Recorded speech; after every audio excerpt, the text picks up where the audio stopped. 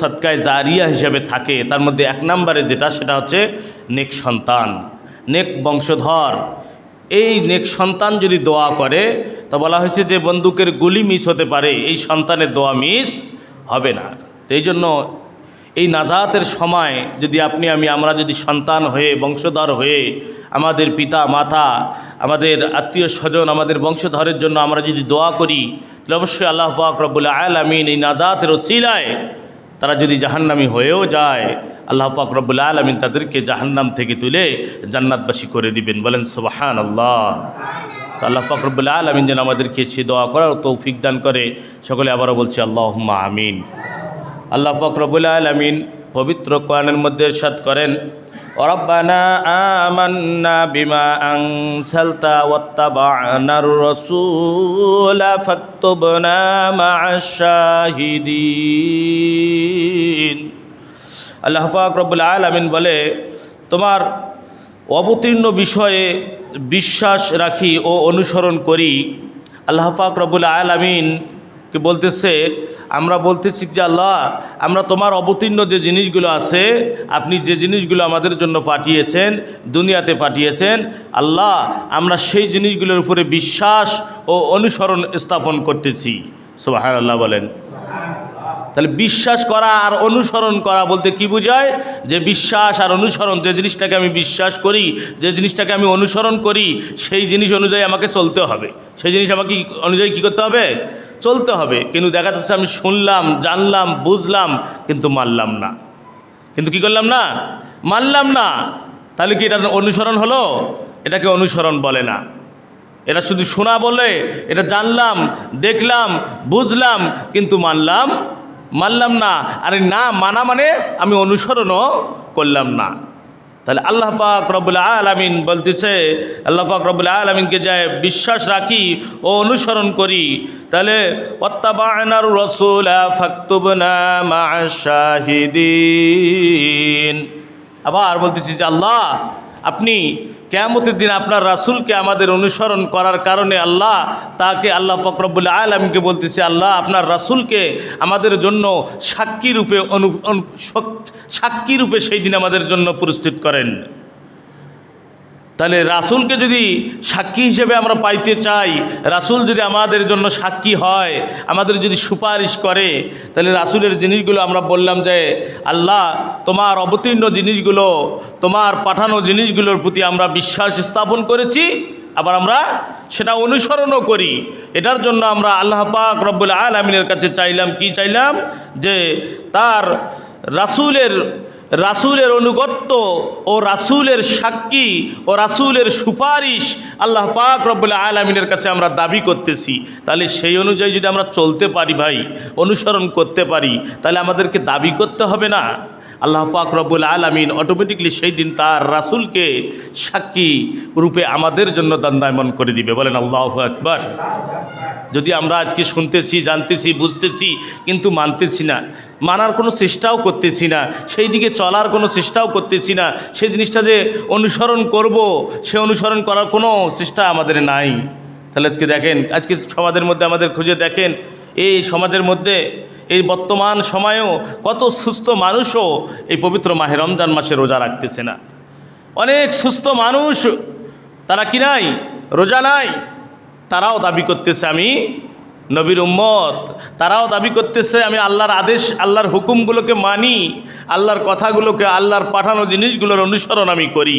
আসলে চিন্তা করেন তো, তার অনুসরণ করাটা আর তার অনুগত্য করাটা কি অবস্থা। তাহলে ওই ব্যক্তিটা যদি দাবি করে নবীর সুপারিশ, ওই ব্যক্তিটা যদি দাবি করে নবীর অনুগত্য পাওয়া, ওই ব্যক্তিটা যদি নবীর সুপারিশ দাবি করে, তাহলে কি আল্লাহ পাক রব্বুল আলামিন সেটা কবুল করবে ভাই? কোনো দিনও কবুল করবে না, কবুল করার মতো নয়। কত কপাল পোড়া আছে যে এই পবিত্র মাহে রমজান মাস পেয়েছে, এই রমজান মাস তার জীবন থেকে চলে যাচ্ছে, তারপরও রোজা দিতে পারতেছে না। আল্লাহ পাক রব্বুল আলামিন তো কোনো জিনিস মানুষের জন্য জুলুম করেনি। আল্লাহ পাক রব্বুল আলামিন কোনোটাই বান্দার উপরে জুলুম করে দেয়নি। যে আল্লাহ পাক রব্বুল আলামিন বলছেন যে লা ইউকাল্লিফুল্লাহু নাফসান ইল্লা উসআহা, যে আমি বান্দার উপরে এমন কোনো চাপ, এমন কোনো কষ্টদায়ক জিনিস আমি বান্দার উপরে চাপিয়ে দেব না যে আমার বান্দার দ্বারা যেটা সম্ভব হবে না, আমার বান্দা যেটা করতে পারবে না, এরকম কাজ আমি কোনোদিন দেব না। এই পবিত্র মাহে রমজানটা বান্দার জন্য যে দিয়েছে, বান্দির জন্য যে দিয়েছে, আল্লাহ পাক রব্বুল আলামিন কত ভালোর জন্য দিয়েছে। আবার দিয়েও আল্লাহ পাক রব্বুল আলামিন এটার জন্য কত সুযোগ দিয়েছে যে তুমি কি মুসাফির হালতে আসো, তুমি সফরে গিয়েছো, সেই সময় তোমাকে রোজা যদি তুমি না পারো, তোমাকে রোজা দিতে হবে না, তুমি রোজা তুমি কাজা করতে পারবে, রোজা কাজা করো। তুমি খুবই অসুস্থ আছো, তুমি অসুস্থ অবস্থায় তুমি আর সুস্থ হওয়ার কোনো সম্ভাবনা নাই, বিছানা থেকে উঠতে পারতেছো না, তোমার দ্বারা রোজা রাখা সম্ভব হচ্ছে না, ঠিক আছে তুমি রোজা দিতে পারবে না, তুমি একটা ইতিমকে খাওয়াও, একটা মিসকিনকে খাওয়াও, ওই পরিমাণ সাদকা তুমি দিয়ে দাও, দেখবে আল্লাহ পাক রব্বুল আলামিন ওই রোজার সব তোমার আমলনামাও দিয়ে দিবে। সুবহানাল্লাহ বলেন। ঠিকই আল্লাহ সুবিধা দেয় নেই ভাই, সুযোগ দেয় নেই, সুযোগ দিয়েছে। তোমার উপরে যে একেবারে চাপ দিবে এরকম নয়, কিন্তু আজকে আমরা সেই জিনিসটাও করতেছি না, সেটাও আমরা করতে পারি না। এমন একটা অবস্থা, এমন একটা পরিবেশে আমরা পড়ে গেছি যেটা আমরা নিজেরা আমল করতে পারতেছি না। অন্যকে আমরা আমল করার জন্য যে উৎসাহ দেব, সে অন্যকে আমল করার জন্য আমরা উৎসাহ দিতে পারি না। এখন শুধু এমন একটা পর্যায়ে, এমন একটা অবস্থায় আছে যে মানুষ কিভাবে আল্লাহর কাজ থেকে মানুষকে শুধু দূরে নিয়ে যাবে এটার জন্যই চেষ্টা করে, এদিকে আনার মতো চেষ্টা মানুষ করতেছে না। মিথ্যা বলে আজকে দেখা যাচ্ছে যে কিভাবে ইবাদত কম করতে হবে, আল্লাহ পাক রব্বুল আলামিনের জিকির আজকার কম করতে হবে, আল্লাহ পাক রব্বুল আলামিনের ইবাদত বندگی কম করতে হবে, সেই পরামর্শ আজকে দিতেছে। কিন্তু ইবাদত বندگی বেশি করতে হবে এটার জন্য পরামর্শ দেয় না। কেন দেয় না? যে আমি যদি পরামর্শ দিই তাহলে তো ভাই আমাকেও করতে হবে, এবং আমি যদি না করি তাহলে তো আমি ফির আবার ধরা খেয়ে যাব, এই জন্যই তারা দিতে চায় না। তো আল্লাহ পাক রব্বুল আলামিন আমাদেরকে কবুল করুক। এই পবিত্র মাহে রমজান মাস রহমত মাগফিরাত আমাদের কাছ থেকে বিদায় হয়ে চলে গেল, নাজাতের অংশে আমরা চলতেছি। এই নাজাতে যেন আল্লাহ পাক রব্বুল আলামিন কমপক্ষে আমাদের কপালের মধ্যে লাইলাতুল কদরের রাত্রি যেন লিখিত করে দেয়। বলেন সুবহানাল্লাহ। লাইলাতুল কদরের রাত্রি আল্লাহ পাক রব্বুল আলামিন যেন আমাদের কপালে নসিব করে, এবং আমাদের বংশধর থেকে যারা কবরবাসী হয়ে কবরে চলে গেছে, যদিও তারা জাহান্নামী হয়, আল্লাহ পাক রব্বুল আলামিন যেন তাদেরকে জাহান্নাম থেকে তুলে যেন জান্নাতিবাসী করে। বলেন আল্লাহুম্মা আমিন। আবারও বলছি আল্লাহুম্মা আমিন। তাহলে বলতেছিলাম এই পবিত্র মাহে রমজান মাস তুমি পেলো, কোনো মানুষ যদি পবিত্র মাহে রমজান মাস পেল, রমজান মাসে রোজা রাখলো, রোজা রাখার পরে দেখা যাচ্ছে যে এই ব্যক্তিটা রোজার সঠিকভাবে ব্যবহার করেছে, রোজা দিয়েছে, রোজার শেষে আজকে তার উপরে সদকা হয়ে যায়। কি হয়ে যায়? সদকাতুল ফিতরা। সদকাতুল ফিতরা। আজকে দেখা যাচ্ছে অনেক মানুষ সারা মাস রোজা দিতেছে, নামাজ বন্দগি পড়লো, শেষে একটু সদকাতুল ফিতরা না দেওয়ার কারণে তা এবার গুনাহগার হয়ে যায়। কি হয়ে যায়? আবার গুনাহগার হয়ে যায়। সদকাতুল ফিতর আমাদের সমাজের মধ্যে এমন একটা অবস্থা বর্তমান হয়েছে ভাই, কি আর বলবো। সদকাতুল ফিতর একেবারেই নিম্ন যেটা সেটা ধরে, আর হাই লেভেলের যেটা আছে এটা ধরার মতো মানুষ নাই। কয়েকটা যে হয় এই সদকাতুল ফিতরা, যে আজকে এমন একটা অবস্থা ধরা হয়েছে যে গম একসা পরিমাণ, কয়সা পরিমাণ?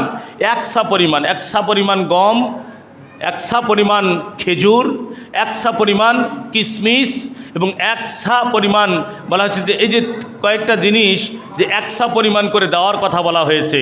কিন্তু দেখা যাচ্ছে যে দামি যে জিনিসগুলো আছে সেই জিনিসগুলো দামি ব্যক্তির জন্য, টাকাওয়ালা ব্যক্তির জন্য আল্লাহ পাক রব্বুল আলামিন যাদেরকে টাকা দিছেন, যাদেরকে অর্থ দিছেন, তাদেরকে তো আল্লাহ হজ করার জন্য হুকুম দিছেন। কি ভাই, ঠিক না বে ঠিক?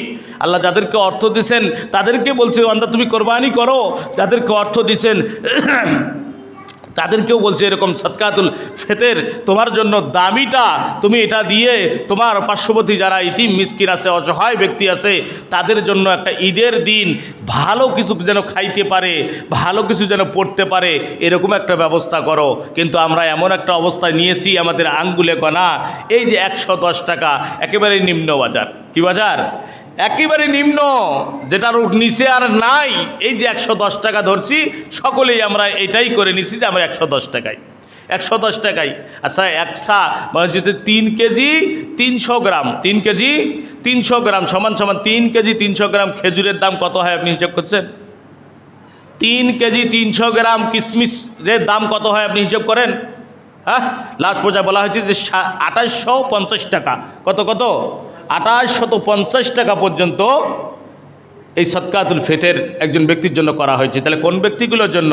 যাদেরকে আল্লাহ পাক রব্বুল আলামিন অর্থ দিয়েছেন, যাদেরকে আল্লাহ পাক রব্বুল আলামিন স্বাবলম্বী করেছেন, তাদের জন্য এই জিনিসটা করা হয়েছে। তাহলে 2800, 1250 টাকা। আচ্ছা, দেখা যাচ্ছে যে এরকম সদকাতুল ফিতর যদি আমাদের সমাজের টাকাওয়ালা মানুষগুলো, অর্থ সম্পদশালী মানুষগুলো যদি 2, 4টা, 5টা, 10টা যদি দিত, তাহলে বলেন তো গ্রামের মধ্যে ইতিম, মিসকিন, গরিব, অসহায়েরা, তাদের জন্য কি ঈদ পালন করতে কোনো কষ্ট হইতো ভাই? কি কষ্ট হইতো? কোনো কষ্ট হইতো না। কিন্তু আজকে দেখা যাচ্ছে যে আমরা সকলেই এমন একটা ভাগ করে নিয়েছি যেটা দিয়ে আমরা না পারি আমরা নিজে ভালোভাবে সেটা পালন করতে, না পারি এটা দিয়ে কাউকে আমরা ভালো করে ঈদটাকে সুন্দর করে পালন করাইতে আমরা পারতেছি না। আমরা একেবারে নিম্ন বাজারটা ধরে নিয়েছি, সেটা হচ্ছে কি 110 টাকা। কত? 110 টাকার এই যে সিরিয়ালটা ধরে নিয়েছি। 110 টাকা হলে বাড়িতে 5 জন আছে, 5টা লোকের জন্য 550 টাকা। কত? 550 টাকা। এই 550 টাকা আমার বাড়ির পাশেই দেখা যাচ্ছে 2 থেকে 3 জন গরিব মানুষ, অসহায় মানুষ। এবার 500, 550 টাকা দিয়ে 3টা মানুষকে আমি কিভাবে ঈদ করাবো বলেন তো? চিন্তা করছেন? এই 550 টাকা দিয়ে আমার পার্শ্ববর্তী যে মানুষ, 3টা মানুষ আমি ধরলাম, এই 3টা মানুষকে আপনি কি কিনে দিবেন?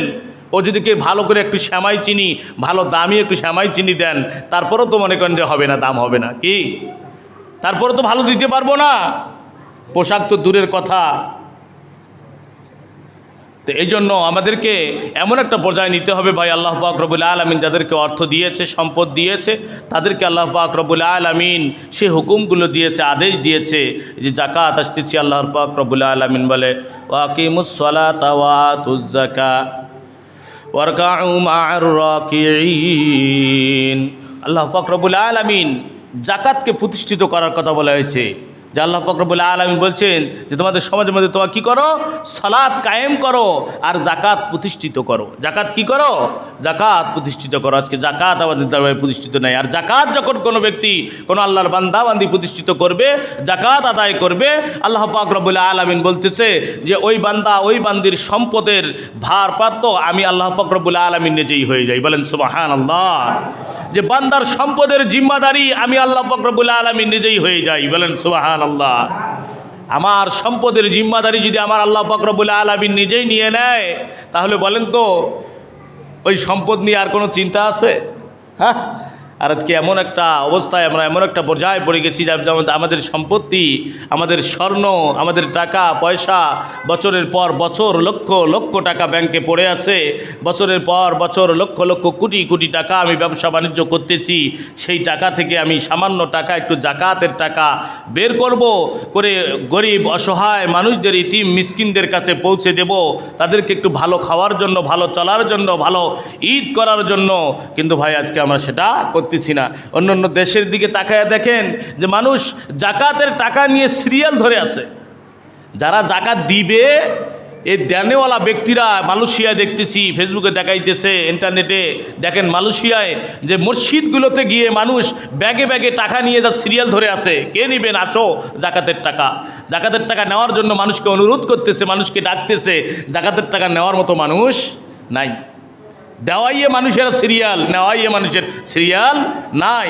আর আমাদের সমাজের মধ্যে, আমাদের গ্রামের মধ্যে এমন অবস্থা হয় যে সামান্য জাকাতের টাকা যদিও দিতেছে, মাইকিন করে বলতেছে কে তোমরা কোথায় আসো, আসো সারাদিন রোদে পুড়ে পৃথিবীর সবচেয়ে নিম্ন দামি কাপড়গুলো নিয়ে যাও আর সবচেয়ে কম টাকা নিয়ে যাও। সারাদিন রোদে পুড়ে দেখা যাচ্ছে 120 টাকা অথবা 100 টাকা, 110 টাকা অথবা 50 টাকা পাবে, এক দুপুর সেখানে আবার দাঁড়িয়ে থাকতে হয়। কি বলেন, ঠিক না বে ঠিক? এরকম অবস্থা। কিন্তু ওই এক দুপুর ওই মহিলাটা, ওই মানুষটা যদি মানুষের বাড়িতে কাজও করতো, তাহলে দেখা যাচ্ছে ওর চেয়ে অনেক গুণে বেশি টাকা পাইতো। এই জন্য আমাদেরকে জাকাত প্রদান করতে হবে।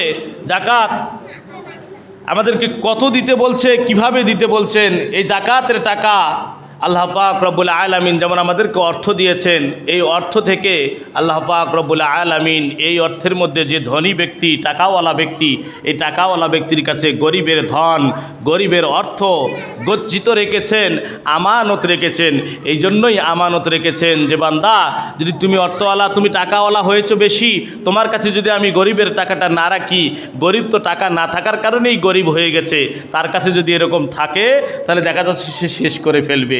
আর ঈদে কোরবানির মধ্যে যদি তুমি তোমার থেকে কিছু টাকা তার কাছে পৌঁছে দাও, তাহলে দেখবেন যে আমার বান্দা তোমার মতো ঈদ সেও আনন্দ খুশি অনুযায়ী পালন করতে পারবে। এই জন্য জাকাতের অর্থটা আমাদের কাছে, টাকাওয়ালাদের কাছে আল্লাহ পাক রব্বুল আলামিন আমানত স্বরূপ 100 টাকা থেকে 2.5 টাকা, 100 টাকা থেকে কত টাকা? 2.5 টাকা, আর 97 টাকা 50 পয়সা আল্লাহ পাক রব্বুল আলামিন আমাদের জন্য করে দিয়েছেন। তাহলে কয় টাকা? সামান্য এই কিছু টাকা না দিয়ে আজকে দেখা যাচ্ছে আমাদের অর্থ সম্পদ, টাকা পয়সাকে আমরা দেখতেছি অনেক কিছু, কিন্তু ভাই এই টাকাটা, সামান্য টাকা, ওই অর্থ থেকে বের না করে ওই টাকাটা হারাম পর্যায়ে করে নিয়ে ওই টাকা যে আমার সম্পদের মধ্যে আমি রাখতেছি, মনে করিও না যে ওই টাকা তোমার ব্যাংকে গচ্ছিত থাকবে, মনে করিও না ওই টাকা, ওই অর্থ তোমার অনেক গুণে বৃদ্ধি হবে। আল্লাহ পাক রব্বুল আলামিন দেখবেন কোনো না কোনো দিক দিয়ে, কোনো না কোনো পাশ দিয়ে আল্লাহ পাক রব্বুল আলামিন ওটা বের করে নিবে। কি করে নিবে? বের করে নিবে। তাহলে জাকাত যদি কোনো বান্দাবান্দি আল্লাহ পাক রব্বুল আলামিনের দেওয়া অর্থ থেকে, সম্পদ থেকে জাকাত যদি সঠিকভাবে আদায় করে, তাহলে আল্লাহ পাক রব্বুল আলামিন বলে, বান্দা ও আমার বান্দিরে, তোমার অর্থ, তোমার টাকা পয়সা, তোমার সম্পদ যে ছিল, ওই সম্পদের আমানতকারী আমি আল্লাহ পাক রব্বুল আলামিন হয়ে যাই। বলেন সুবহানাল্লাহ। আল্লাহ পাক রব্বুল আলামিন যদি আমার সম্পদের আমানতকারী হয়, আল্লাহ পাক রব্বুল আলামিন যদি আমার সম্পদের জিম্মাদারি হয়, তাহলে পৃথিবীর কেউ আমার সম্পদ নষ্ট করতে পারবে না, কেউ কমাইতে পারবে না। আল্লাহ পাক রব্বুল আলামিনের রহমত দ্বারা তখন অবশ্যই আস্তে আস্তে ওটা বৃদ্ধি হতেই থাকবে।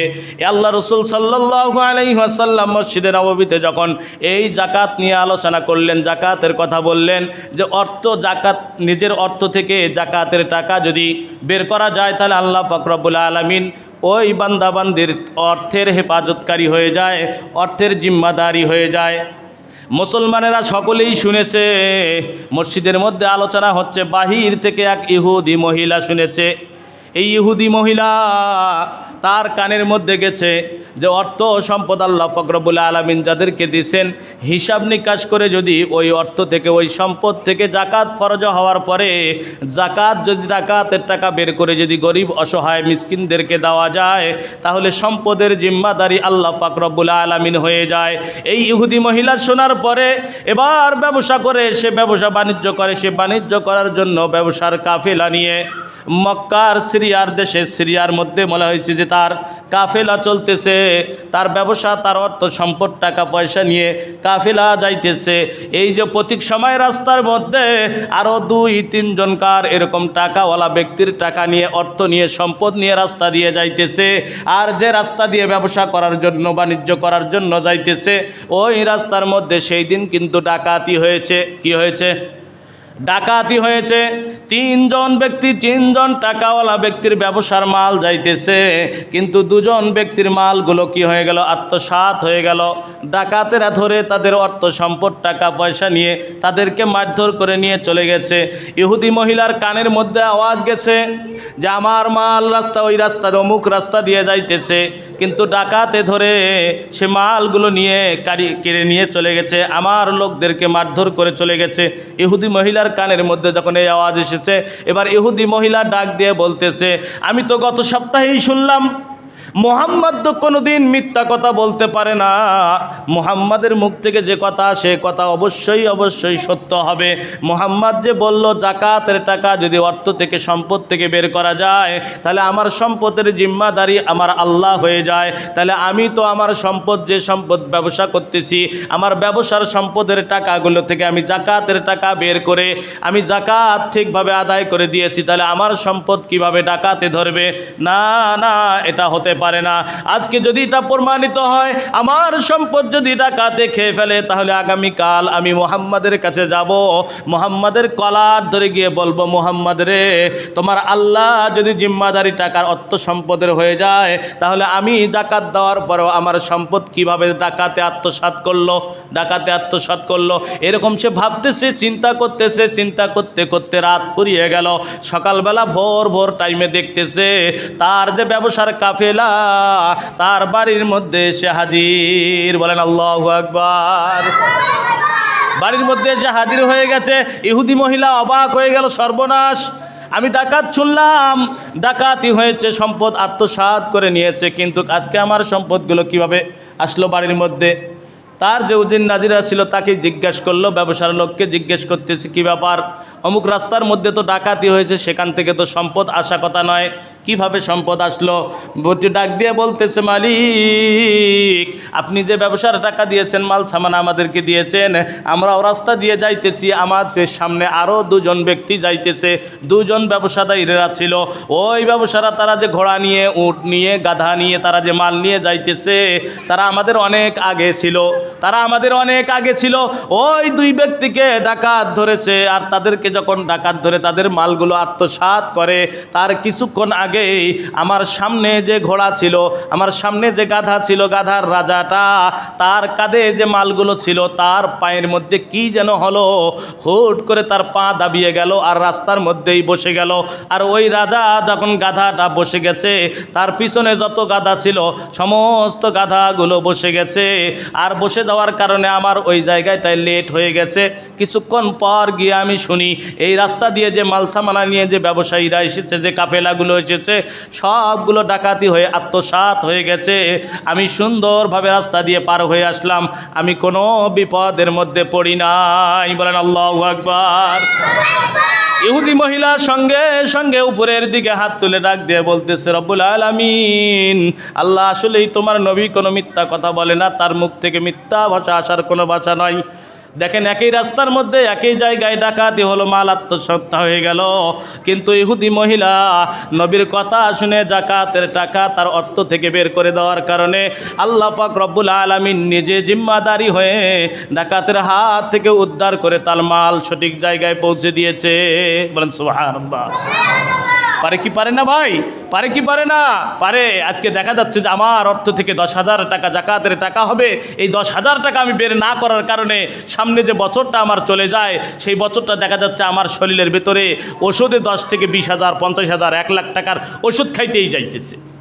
ওষুধ খেয়ে শেষ করে ফেলতেছি, লক্ষ লক্ষ টাকা, মাত্র 10,000, 5,000 টাকা জাকাতের টাকা আমার পরিবার থেকে আমি বের না করার কারণে কত 50,000, 1 লাখ টাকা আমার শরীরের মধ্যেই শেষ হয়ে যাচ্ছে, আমার বিবির শরীরে শেষ হয়ে যাচ্ছে, আমার বাচ্চা বনিয়াত, আমার পরিবারে যারা আছে, রোগ বালা মুসিবত দিয়ে আল্লাহ পাক রব্বুল আলামিন সেখানে আবার লক্ষ লক্ষ টাকা শেষ করে ফেলতেছে। এটা ফেলবে কেননা আল্লাহ পাক রব্বুল আলামিনের পবিত্র কোরআনের কথা এটা কখনো মিথ্যা হতে পারে না। সেই জন্য ভাই, আমাদের উপরে যাদের উপরে জাকাত ফরজ হয়েছে, আমরা অবশ্যই জাকাতের টাকা, এই সামান্য টাকা, আমার এই যে লক্ষ লক্ষ কোটি কোটি টাকার মধ্যে থুয়ে আমি এই সামান্য এই 2.5 টাকা থুয়ে আমার দেখা যাচ্ছে বাকি টাকাগুলো আমি হারাম করে ফেলতেছি।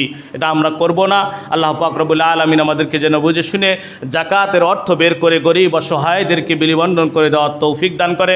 সকলে